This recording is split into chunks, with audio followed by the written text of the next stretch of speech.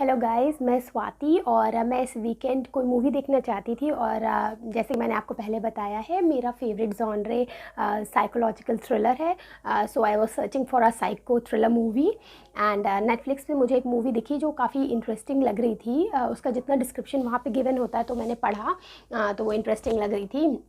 सो मैंने सोचा IMDb पे इसकी रेटिंग देख लेते हैं, बहुत कम ना हो, क्योंकि कभी कभी क्या होता है कि आप मूवी देखते हैं और उसके बाद एंड में वो अच्छे से मूवी को सही से रिप्रेजेंट नहीं कर पा रहे होते हैं, उसका मैसेज सही से डिलीवर नहीं कर पा रहे हैं, तो बहुत मूड ऑफ सा हो जाता है कि आपने इतना टाइम उसमें इन्वेस्ट भी किया और आपको उसका कोई आउटपुट नहीं मिला, आपकी स्टोरी लाइन कहीं जा नहीं रही है। सो I checked the rating of this movie and it was I think 6.8 6.9 Okesh type की रेटिंग थी।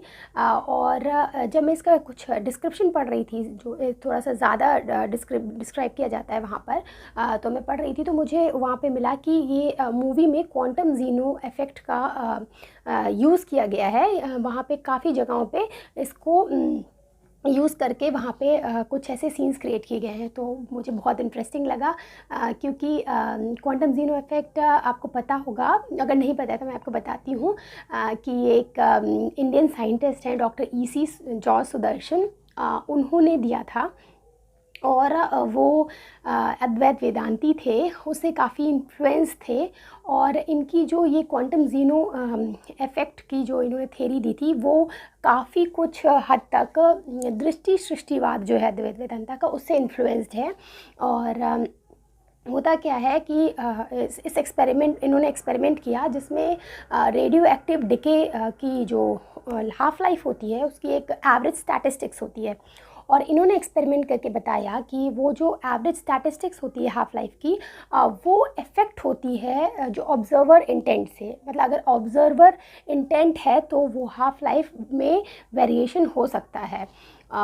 एग्जैक्टली इस मूवी में दिखाया गया है कि अगर कोई एक सिस्टम है और उसको कोई ऑब्ज़र्व कर रहा है तो किस तरीके से वो जो ऑब्ज़र्वर हैं वो अपनी इंटेंट के अकॉर्डिंग सिस्टम को मैनिपुलेट कर सकते हैं। मैनिपुलेट यानी चेंज कर सकते हैं। तो मुझे बहुत इंटरेस्टिंग लगी क्योंकि इसमें क्वांटम जीनो इफ़ेक्ट था और मुझे थोड़ा बहुत इसके बारे में पहले से पता था, तो मैंने सोचा कि देखते हैं किस तरीके से मूवी में इसको अप्लाई करेंगे, किस तरीके से उससे एक मूवी की स्टोरी बढ़ाएंगे। और मूवी की स्टोरी जब मैं पढ़ रही थी तो वो बहुत ज़्यादा कुछ अलग नहीं लग रही थी। जैसे 100 मूवी आपने देखी होंगी तो उससे ही कुछ सिमिलर लग रही थी, बट मैंने ये रिस्क लिया कि देखते हैं कि इसका ये जो साइंटिफिक चीज़ है इसका कैसे यूज़ करेंगे इसमें। So I got into this movie, watching this movie and जब मैंने ये मूवीज़ देखना स्टार्ट किया बहुत इंटरेस्टिंग लग रही थी। स्टार्टिंग में इसमें 6 कैरेक्टर्स लेते हैं जो डिफरेंट बैकग्राउंड से होते हैं, और एक कैरेक्टर होती है जो प्रोटैगनिस्ट दिखाई गई है, जोई। प्रोटैगनिस्ट नहीं कहेंगे, मेन कैरेक्टर है क्योंकि एंड में इसके साथ और भी कैरेक्टर होते हैं। सो जो जोई होती है वो एक साइंस बैकग्राउंड की स्टूडेंट होती है और वो काफ़ी डरी और सहमी सी रहती है, और उसने जो क्वांटम जीरो इफ़ेक्ट है उस पे एक पेपर प्रेजेंट किया था। और ऐसे दिखाते हैं कि वो इतनी डरी और सहमी होती है, बहुत एक्सप्रेसिव नहीं होती है। तो क्लास में जब उसके प्रोफेसर उससे रिलेटेड जीनो इफ़ेक्ट से रिलेटेड कुछ चीज़ पूछ रहे होते हैं तो उसको पता होने पर भी वो उसका आंसर नहीं देती है, और तो प्रोफेसर उसको अपने पास बुलाते हैं और उसको समझाते हैं कि तुमको अपने जो ये तुमने एक बबल बना रखा है, जो तुम्हारा डर का बबल बनाया है तुमको इसमें से निकलना पड़ेगा और तुमको कुछ रिस्क लेकर अपनी कंफर्ट जोन से बाहर आना होगा, और उसको एक कार्ड देते हैं। अच्छा, दूसरे सीन में दिखाते हैं अलग अलग कैरेक्टर्स को इंट्रोड्यूस करते हैं। जैसे कि एक गैराज में काम करने वाला एक लड़का होता है जो उसके साथ भी कोई प्रॉब्लम होती है, वो पढ़ नहीं पाया होता है आगे और वो गैराज में काम कर रहा होता है। एक और दिखाते हैं, एक ब्लैक कैरेक्टर हैं इसमें जो काफ़ी इंटरेस्टिंग से कैरेक्टर हैं, और वो जो एक फर्म में काम करते हैं, कंसल्टेंसी फर्म में काम करते हैं और काफ़ी एडवेंचरस नेचर के हैं। और जो वो बहुत ऐसी चीज़ें करते हैं जो जिसमें उनको एडवेंचर लगता है, उनको बोरिंग लाइफ नहीं पसंद है। धीरे धीरे ये 3 कैरेक्टर स्टार्टिंग में दिखाते हैं। जिनके पास एक मिस्टीरियस ब्लैक बॉक्स आता है, और वो टेज़रेक्ट टाइप का ब्लैक बॉक्स आता है, और उनको वो सॉल्व करना होता है। और जिसको सॉल्व करने के बाद उसमें से एक इनविटेशन कार्ड टाइप का मिलता है, और उस इनविटेशन कार्ड में उनको एक जगह पे इनवाइट किया जा रहा होता है। और अगर वो उस जो भी गेम में पार्टिसिपेट करने जा रहे हैं, जो इनविटेशन कार्ड होता है गेम का, अगर वो उससे मतलब गेम में जीत जाएंगे, विनर होंगे, तो उनको $10,000 का प्राइज़ मिलेगा। तो ये जो तीनों लोग हैं ये बहुत एक्साइटेड हो जाते हैं, और वहाँ पर जो डेस्टिनेशन होता है, मेंशन्ड डेस्टिनेशन होता है, वहाँ पर पहुँचते हैं। और जब ये तीनों वहाँ पहुँचते हैं तो वहाँ पे बाकी तीन भी कैरेक्टर्स दिखाते हैं, और उसमें एक ओल्ड एज के पर्सन होते हैं, और जो ट्रकर होते हैं, और एक लेडी होती हैं जो एक्स वेटरन होती, वॉर वेटरन होती हैं, एंड एक इंडियन कैरेक्टर दिखाया है। इंडियन वो स्टूडेंट टाइप का कैरेक्टर होता है, गेमर, और उसको थोड़ा बहुत इस गेम के बारे में पता होता है। बट ये 6 कैरेक्टर्स जो होते हैं, 6 कैरेक्टर्स हैं, 6 कैरेक्टर्स, ये बहुत इस गेम को एक इनोसेंट गेम की तरह प्ले करते हैं। प्ले करना समझते हैं कि ये एक इनोसेंट गेम है जिसमें जस्ट आप पार्टिसिपेट करेंगे और एक एक कैरेक्टर एलिमिनेट होता रहेगा, और उनको एक पज़ल सॉल्व करनी है। पज़ल सॉल्व करके गेम्स एक एक स्टेप से पास ऑन होना है, और इन द एंड जो बचेगा उसको $10,000 मिलेंगे।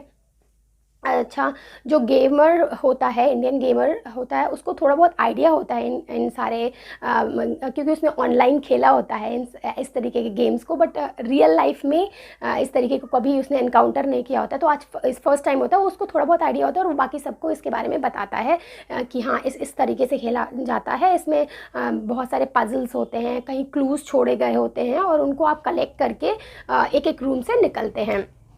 लेकिन पहले ही रूम में कुछ ऐसा हो जाता है कि उनको बहुत आसानी से समझ में आ जाता है कि ये जो रूम्स हैं, मिस्टीरियस रूम्स हैं, ये एक डेथ ट्रैप टाइप के हैं, ये बहुत डेंजरस गेम है, और यहाँ पर आप जो है मर भी सकते हैं, आपकी जो है डेथ भी हो सकती है। और पहले ही रूम में एकदम हॉट बर्निंग हीटर्स लगे होते हैं चारों तरफ, सीलिंग्स में भी लगे होते हैं, और उनको इन सबको आपस में कुछ क्लूज़ ढूंढकर उसमें से निकलना होता है। फिर कैसे भी ये लोग निकलते हैं वो देखेंगे आप मूवी में, तो आपको बहुत इंटरेस्टिंग लगेगा, क्योंकि जो इसके सीन्स हैं मूवी के, जो इसमें सारा सीन्स दिखाए गए हैं, जिस तरीके से सारा सेट बनाया है, वो बहुत इंटरेस्टिंग है, और इतना ज़्यादा ब्रेथ टेकिंग है। आप देखेंगे तो आपको फील होगा कि वहाँ पर कितना ज़्यादा डर लग रहा होगा उन लोग को, और किस तरीके से वो फंसे हुए हैं वहाँ पे। तो वो जो डायरेक्शन है वो बहुत अच्छा है, और थ्रिल बनाए रखती है मूवी। यहाँ तक बहुत ही स्टार्टिंग के 1 आवर तो आप पलक भी नहीं झपकाएंगे, बहुत इंटरेस्टिंग है। उसके बाद फिर ये जब उस रूम से निकलते हैं और इन्हें पता चल जाता है कि नहीं, ये एक बहुत जो है डेथली गेम है, और उसकी सीरियसनेस उन्हें थोड़ी समझ में आने लगती है। फर्दर वो एक रूम में जाते हैं, दूसरे एक पुराना रूम टाइप का होता है, उसमें एंट्री करते हैं। वहाँ पर भी उनको कुछ क्लूज़ मिलते हैं, वहाँ पे लॉक लगा होता है, और वहाँ से पास आगे होना होता है। वो क्लूज़ देखते हैं, और वहाँ पर कुछ ऐसी चीज़ें होती हैं, तो जो गैराज में काम करने वाला लड़का होता है वो कुछ ऐसी चीज़ें देखता है कि उसको अपने पास्ट की याद आती है, और उसको ऐसा लगता है कि शायद ये उसके पास से रिलेटेड चीज़ें हैं यहाँ पर। फिर भी अभी पूरा क्लियर नहीं हो रहा होता है सबको, और उस रूम से वो नेक्स्ट रूम में पास होते हैं। नेक्स्ट रूम नहीं होता एग्जैक्टली, वो एक आइसलैंड टाइप का बना रखा होता है उन्होंने, पूरी आइस होती है हर जगह। इवन जो उसकी ऐसा लगता है कि कोई लेक है जो जमी हुई है, और उसके ऊपर ये लोग चलते हैं। एंड यहाँ पे फर्स्ट इंट्रोडक्शन होता है क्वांटम जीनो इफेक्ट का, क्योंकि जब यहाँ पे कोई भी बाहर की चीज़ अलाउ नहीं होती है, और कुछ एक टास्क होता है जिसमें उन्हें एक की निकालनी होती हो, और वो की बर्फ़ के स्क्वायर में जो है फ्रीज़ होती है। तो उसको इसके जो एक दूसरा कैरेक्टर है जो गैराज में काम करता है, उसके पास एक लाइटर होता है। तो they ask for the lighter कि लाइटर दो, हम लाइटर से वो क्यूब को पिघलाएंगे और मेल्ट करके उसमें से की निकालेंगे। तो वो जो इंडियन है वो की लेने के लिए जाता है, और वहाँ पर क्या होता है, जैसे वो लाइटर उठाने के लिए सॉरी की लेने के लिए नहीं, लाइटर लेने के लिए जाता है, और जैसे वो लाइटर उठाने के लिए झुकता है, वहाँ पर लेक पे जो खड़ा होता है वो जगह एकदम से टूट जाती है और वो उस पानी में गिर जाता है, और वो फ्रीजिंग वाटर होता है और उसकी ड्राउन होके वो उसकी डेथ हो जाती है। तो यहाँ पे ऐसा दिखता है कि जैसे कोई ऑब्ज़र्व कर रहा है, और उसने, क्योंकि यहाँ पर जो रूल्स बनाए गए हैं, जो चीज़ें हो रही हैं उसको वो ऑब्ज़र्व कर रहा है और उसको अपनी इंटेंट के अकॉर्डिंग चेंज कर रहा है, क्योंकि यहाँ पर कुछ ऐसी एक्टिविटी हुई है जो परमिसेबल नहीं थी। तो उसकी डेथ हो जाती है। फिर ये लोग और ज़्यादा डर जाते हैं, इनको लगता है कि ये तो बहुत सीरियस चीज़ है, इसमें तो सच में लोग मर रहे हैं। और कुछ लोग यहाँ पर पैनिक भी हो जाते हैं, क्योंकि कुछ लोगों की यहाँ पर ऐसी कंडीशंस रखी जाती हैं जो उनके पास से रिलेटेड थी, और पैनिक हो जाते हैं। उनकी जितनी भी अंदर के फाइट एंड फ्लाइट मोड है वो सारा एक्टिवेट होने लगता है, पैनिक होते हैं, आपस में लड़ाई करते हैं, एक दूसरे को कुछ भी बोलते हैं। अच्छा, एक चीज़ है, इसमें जो सारे कैरेक्टर्स हैं वो ऐसे दिखाए गए हैं, बहुत लाइकेबल हैं, कुछ लाइकेबल हैं, कुछ अनलाइकेबल हैं। आप डिसाइड नहीं कर सकते हैं कि कोई एक पर्टिकुलर कैरेक्टर जो है जो बहुत अच्छा है और इसको ये एंड तक तो इसको मूवी में नहीं मरेगा, ये इस तरीके का डायलेमा बना के रखते हैं। कोई किसी कैरेक्टर से बहुत ज़्यादा जुड़ाव नहीं फील होने देते हैं, सारे कैरेक्टर्स ऐसे रखते हैं कि कोई भी मर सकता है, तो ये सस्पेंस पूरी मूवी में बना रहता है।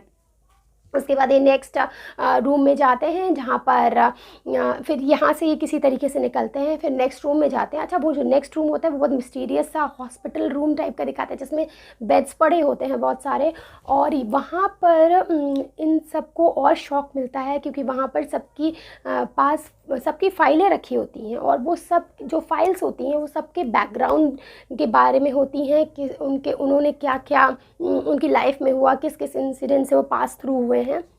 तो उसमें पता चलता है कि जो ये एक बहुत डेथली ट्रैप है जिसमें ये फंस गए हैं, और किसी ने इन पर बहुत ज़्यादा स्टडी करके, इनकी पूरी लाइफ स्टोरी स्टडी करके इनको इस ट्रैप में फंसाया है, और ये कोई भी नॉर्मल गेम नहीं है। इट्स अ डेथ ट्रैप जिसमें इनको जानबूझ के डाला गया, और सबको मरना है कि तय है, और कोई ये जो इनकी वो है गेम है, इसका को ऑब्ज़र्व कर रहा है और उसको अच्छा लग रहा है, क्योंकि ऑन पर्पस लाया गया है इनको यहाँ पे।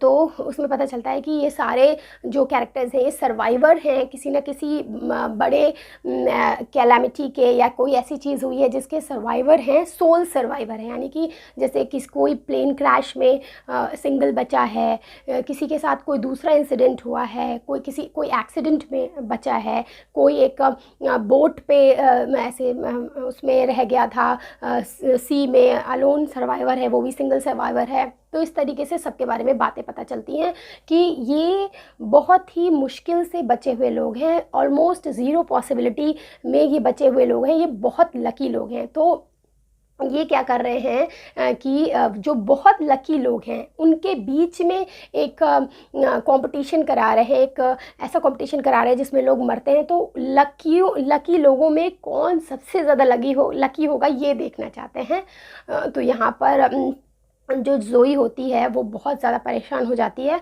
और उसको अपने प्रोजेक्ट की याद आती है क्वांटम ज़ीनो इफ़ेक्ट की, और वो सोचती है कि अगर ये सब लोग हमें देखें ही ना, वो इस चीज़ को अप्लाई करती है यहाँ पे। अगेन क्वांटम ज़ीनो इफ़ेक्ट का यूज़ होता है कि अगर ये सब लोग हमें देखें ही ना, ऑब्ज़र्व ही ना करें, तो ये हमारी सिचुएशन को अपने अकॉर्डिंग मोल्ड नहीं कर पाएंगे, और ये सारे कैमरास तोड़ने लग जाती है, और साथ ही साथ दूसरी एक्टिविटीज़ यहाँ पर हो रही होती हैं। फिर कुछ ऐसा होता है कि ये सारे कैमरास टूट जाते हैं। यहाँ पर 2 डेथ्स होती हैं, यस 2 डेथ्स होती हैं, एंड फिर अच्छा, इसके पहले एक और रूम था जिसमें एक पज़ल जो अपसाइड डाउन रूम था, sorry that was the third room, this was the fourth room. Third room था जिसमें अपसाइड डाउन सारी चीज़ें होती हैं, और वहाँ पर जो वॉर वेटरन होती है उनकी डेथ होती है। एंड दिस फोर्थ रूम में जो है यहाँ पर जो वो होते हैं ट्रकर, उनका कुछ ऐसी सिचुएशन क्रिएट होती है कि उनकी डेथ होती है। और ये जो ज़ोई है ये भी ऑलमोस्ट डेड हो जाती है। एंड ऐसा लगता है, बहुत मिस्ट्री क्रिएट रहती है कि ये डेथ हो गई है, ऐसा लगता है कि ये नहीं है, उसकी भी डेथ हो गई है। और 2 कैरेक्टर्स जो बचे हुए हैं वो आगे फर्दर जाते हैं, वहाँ पर कुछ ऐसा उनको कुछ वो अजीब सा सब्सटेंस उनके लगता है या इंजेक्ट किया जाता है या किसी भी तरीके से उनकी बॉडी में चला जाता है गैसेस के थ्रू, कि वो जो है बहुत कंफ्यूज हो जाते हैं, एक दूसरे को मारने लगते हैं। और तब वहाँ पता चलता है कि जो एक दूसरा कैरेक्टर, जो ब्लैक कैरेक्टर दिखाए गए हैं, वो जो बहुत एडवेंचरस थे, उन्होंने, वो लोन सर्वाइवर नहीं हैं, उन्होंने अपने फ्रेंड को जो उनके साथ बचा हुआ था उसको जो है धक्का दिया था, वो एक किलर हैं। और फिर जो गैराज में काम करते हैं वो उनको वहाँ पे किसी तरीके से हाथापाई होती है और वो मर जाते हैं। एंड वो फर्दर आगे जाता है, जो गैराज में काम करने वाला लड़का होता है वो फर्दर आगे जाता है। एंड दिस ज़ोई फिर वहाँ पे जाता है तो वहाँ देखता है कि वहाँ पर एक कोई बैठा होता है और वो कहता है कि हम गेम को कोऑर्डिनेट कराते हैं, एंड तुम सर्वाइवर हो, तुम विनर हो, और now you will get the $10,000। इस तरीके से बाद में उनको उसको बैठा के उसके ऊपर पता नहीं क्यों अटैक कर देता है और कहता है कि मुझे ऐसा लगता है कि शायद इसलिए अटैक करता है कि वो जब फर्दर जाके कहीं किसी को बताए ना कि इस तरीके के गेम यहाँ चलते हैं। और साथ ही ये भी बताता है कि जब लोग ऑनलाइन गेम, यहाँ पर आप इस तरीके से समझ सकते हैं कि जब लोग ऑनलाइन गेम खेलते हैं या जैसे पहले जो ग्लैडिएटर्स वाले होते थे, लड़ाइयाँ होती थी, उस तरीके की फाइट्स दिखाते थे, तो क्या होता है कि जब आप छोटे छोटे लेवल्स पे फाइटिंग गेम, गन्स वाले गेम खेलते हैं, मारने वाले गेम खेलते हैं, तो धीरे धीरे आपका उससे मन भर जाता है, फिर आप उससे कुछ और फर्दर करना चाहते हैं, कुछ नया करना चाहते हैं। तो उसी चीज़ को जो है यहाँ पर दिखाया गया कि किस तरीके से आप वर्चुअल गेमिंग से बोर हो जाते हैं, और जो लोग इन सब चीज़ों को करके आगे निकल जाते हैं उनको और प्लेजर चाहिए होता है, और एक्साइटमेंट चाहिए होता है, और फिर वो इस तरीके के गेम्स ऑर्गेनाइज करते हैं जिसमें रियल लाइफ एंड डेथ की सिचुएशन रखी जाती हैं, और उसमें कुछ हर बार नया करने के लिए वो नए नए टाइप के लोगों को चूज़ करते हैं, और उसमें अपनी हिसाब से सर्कमस्टांसेस रखते हैं, लोवेस्ट पॉसिबिलिटी सर्वाइवल की रखते हैं, और फिर जो उसमें सर्वाइव करता है उसको वो वहाँ पे देख रहे होते हैं। और जैसे कि आजकल इस समय बहुत प्रेवलेंट है कि डार्क वेब पे इस तरीके की चीज़ें होती हैं, आपने सुनी होंगी कि मर्डर्स एंड बहुत सारी अनएथिकल चीज़ें वहाँ डार्क वेब पे हैं।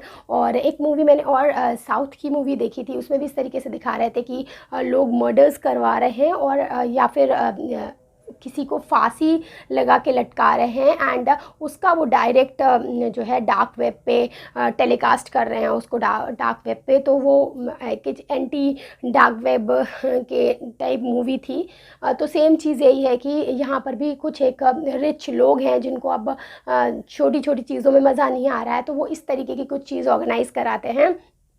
और फिर जो गैराज में काम करने वाला लड़का है जो फाइनल विनर है, उस पर भी वो जो कोऑर्डिनेटर है वो अटैक कर देता है, उसको मारने की कोशिश करता है, लेकिन वो तब तक ज़ोई आ जाती है और ये एक बहुत ही इंटरेस्टिंग मोड़ ले लेती है मूवी। और ज़ोई आ जाती है और वो कोऑर्डिनेटर को मार देती है। और जब कोऑर्डिनेटर जो है उस पर लड़के पर अटैक कर रहा होता है तो स्क्रीन पे एक चीज़ चेंज हो जाती है। उन लोगों ने वहाँ पर देख के अब कोऑर्डिनेटर को भी गेम का पार्ट बना दिया था, मतलब यहाँ पर भी उन्होंने अपने सिस्टम को ऑब्जर्व करके अपने अकॉर्डिंग चेंज कर दिया और उसको गेम का पार्ट बना दिया था।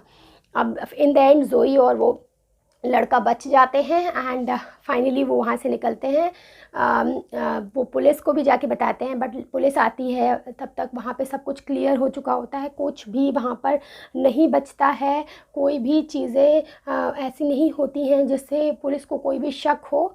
और फाइनली ज़ोई बहुत परेशान होती है और वो लोग डिसाइड करते हैं दोनों कि अब वो अपनी लाइफ में आगे फर्दर मूव करेंगे। बट ज़ोई एक लूप में फंसी रह जाती है, स्टक हो जाती है, और वो बार बार उसी चीज़ पे रिसर्च करती रहती है, और फाइनली उसको पता चलता है कि कुछ एक ऐसी चीज़ें पता चलती हैं जो सेकंड मूवी में हेल्प करेंगी, जो सेकंड पार्ट आया है उसमें हेल्प करेंगी। और वहाँ दूसरी तरफ वो उसको कहीं जाना होता है प्लेन से, और दूसरी तरफ दिखाते हैं जो ये लोग ऑर्गेनाइज़ कर रहे होते हैं, ये लोग भी वहाँ पर एक सिमुलेशन कर रहे होते हैं जिसमें एक प्लेन में वो देख रहे होते हैं कि अगर कुछ सर्कमस्टांसेस क्रिएट कर दें तो प्लेन अगर क्रैश हो रहा है और ज़ोई उसमें है, और वो अगर बचने के उसके कितने चांसेस होते हैं, तो 4% टाइप्स चांसेस होते हैं। तो उन्हें बहुत अच्छा लगता है क्योंकि 0% में तो कोई फ़न ही नहीं है, 0% में तो उसका मरना तय है। 4% के चांसेस होते हैं और वो फाइनली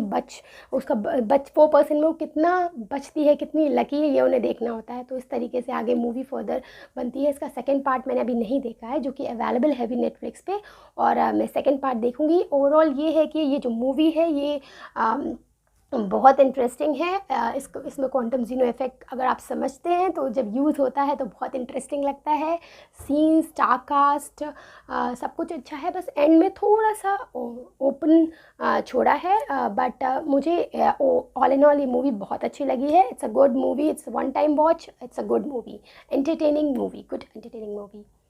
ओके, बाय बाय।